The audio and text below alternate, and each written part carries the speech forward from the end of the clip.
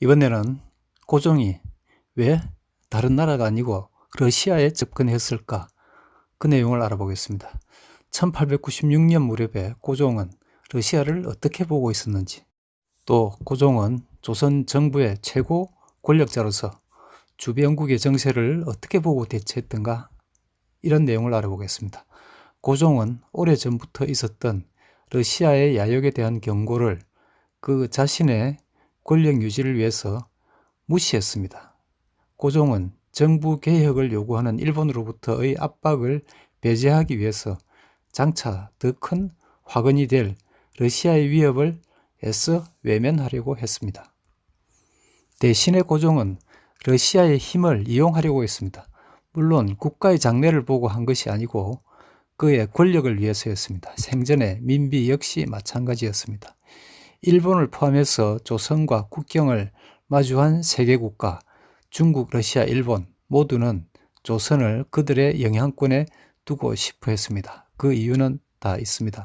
이들 국가들이 조선에 영향을 미치는 방법은 같지 않았습니다. 세 나라가 조선을 대하는 시각과 방법을 개략적으로 알아보겠습니다. 먼저 청나라입니다. 1894년에 청나라는 원세계가 변장을 하고 조선을 탈출하는 모습에 청나라의 모습이 잘 투영되고 있습니다.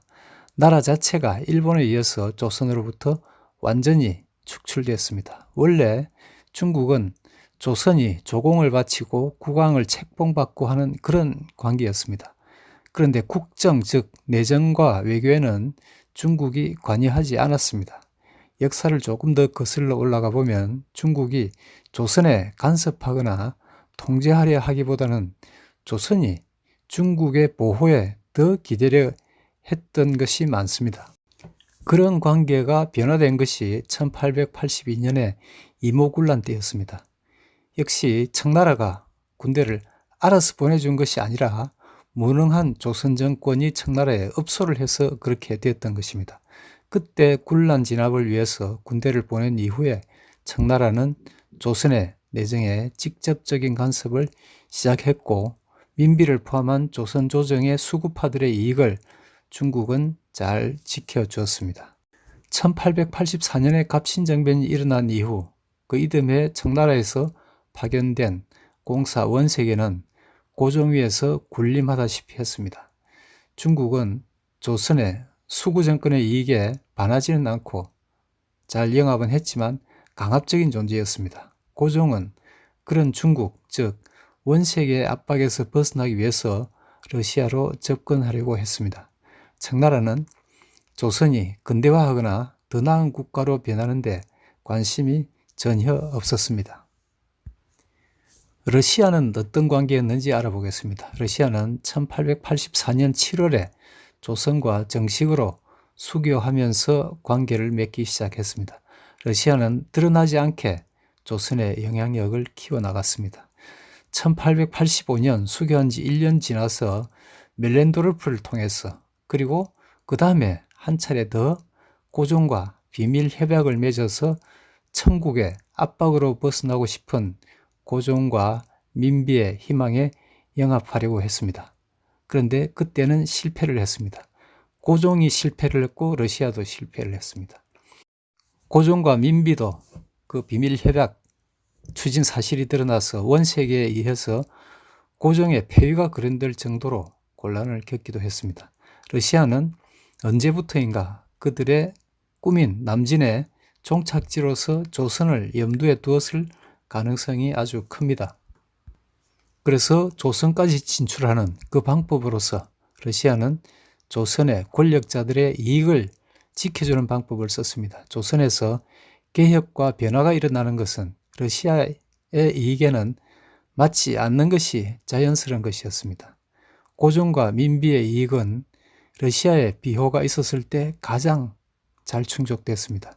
중국과 러시아가 19세기 말에 조선의 부패한 집권층을 비호하던 것은 오늘날 그 두 국가의 괴뢰 국가라고 할 수 있는 북한의 김일성 세습 체제, 즉 김정은 체제를 보호하고 그 부패 체제가 핵과 폭력으로 세계와 자유시민을 위협하고 있는 것 그 뒷배가 되는 것과 다르지 않습니다.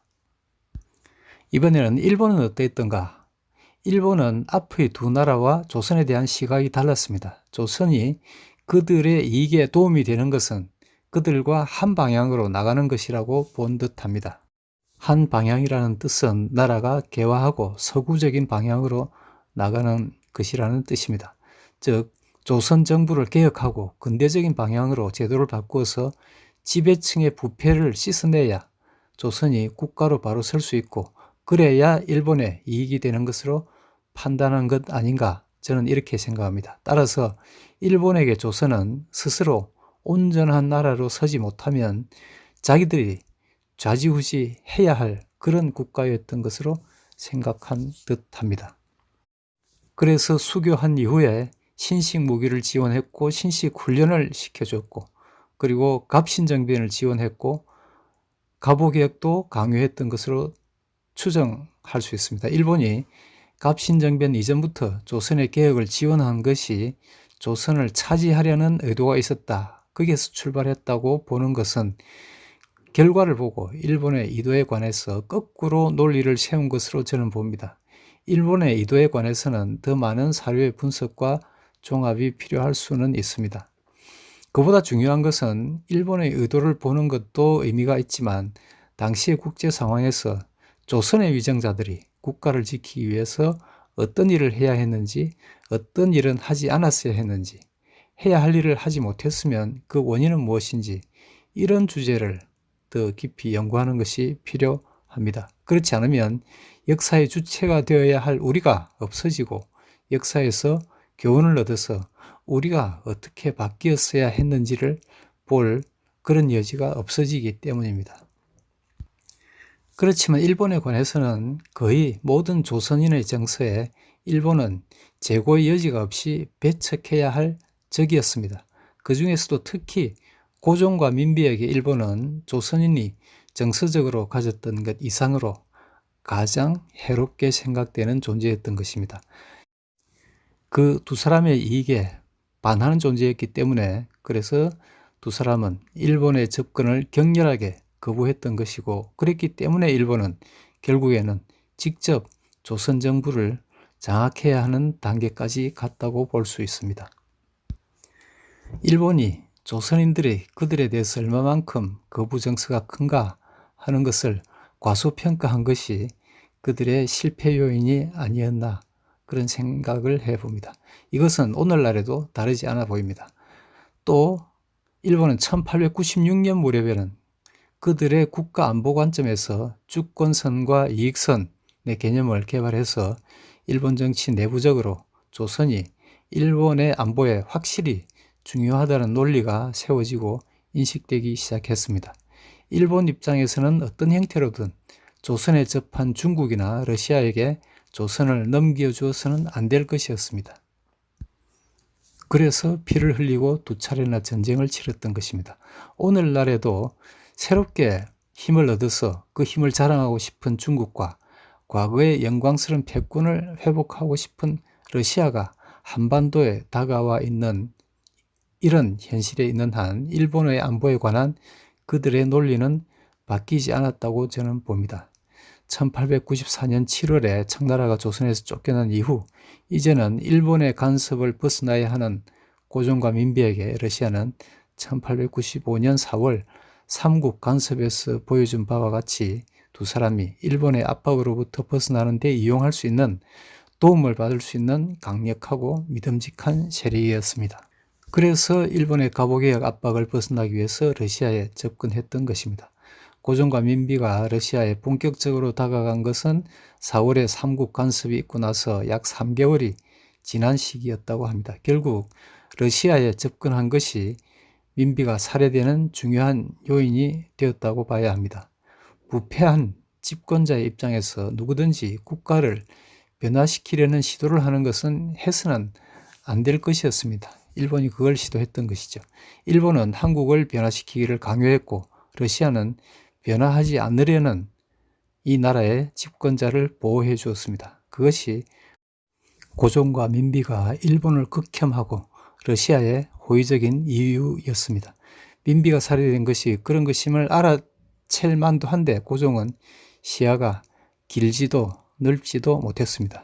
상황을 냉정하게 장기적으로 유리한 방향으로 해석할 능력이 없었을 뿐만 아니라 주위에 그런 정도의 조언을 할 능력이 있는 부하를 두지도 못했습니다. 그런 부하들은 이미 대부분 제거됐거나 남아있는 부하들 중에 그를 의진한 능력 있는 부하들을 가까이 하지 않았습니다. 오히려 제거해야 할 적으로 생각했습니다.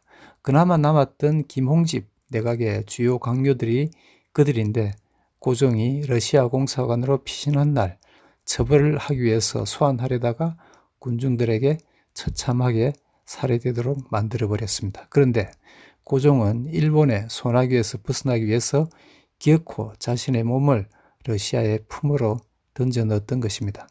조선의 내정개혁을 온몸으로 거부한다는 것을 국내외에 과시한 것이었습니다. 자신의 그 행동의 파장이 어떤 것이 될 것인지는 고려의 대상이 아니었습니다. 자신이 현재의 공경을 벗어날 수만 있다면 다른 누구, 얼마나 많은 사람들의 안전이 닫힐 가능성이 있는지, 그들의 미래에 어떤 나쁜 영향이 올 것인지 관심사로 두지 않았던 사람이 국왕인 고종이었습니다. 오늘은 여기까지 하겠습니다. 감사합니다.